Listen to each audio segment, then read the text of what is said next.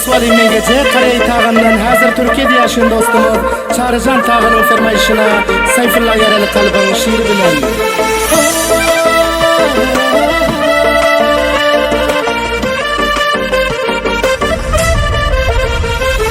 Sen bir gayrata dil berip çıklaşmaz gamlara, sada var bolup kaldım yetişmedimlere. Şunça yıllap sen uğrunda çeksem hem zahmet, bulgun senin rahatın yetişti kimlere. Bulgun senin rahatın yetişti kimlere. Üstüme ışkın gamını yağdırdın her çetten, indi doğrunu aytmasam ötüştü ol hetten. Benim yüreğim bişek sade temiz bolsa, senin yüreğin yasalan ekeni ol kattan.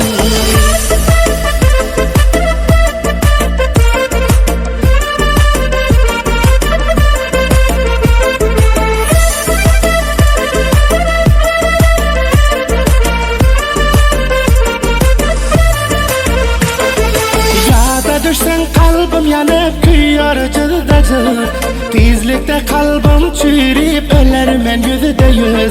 Şirin dilin bilen alıp zehirli diş bilin, sakız yanı çiğnedin yüreğin rahimsiz.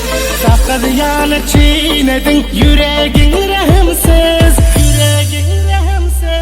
Sen bolsa ha pula çaptın tapman mende günah, men bolsanim sen izin dağlap yörün yine. Zahmet çekene del pul ağlana verilse, her şehirde yasarsın menzil bina.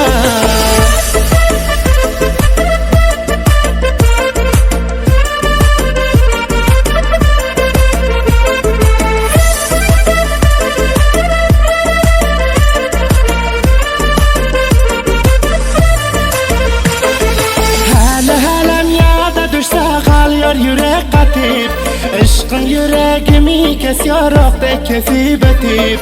Hemmecigine sen sebep deyip, nale tay deyip, telefonumu yere karşı uryon tartıp. Telefonumu yere karşı uryon tartıp. Kança yılgı eden ıhlasım şamala sudun, batırıp ışkamlarına şatlığından kudun.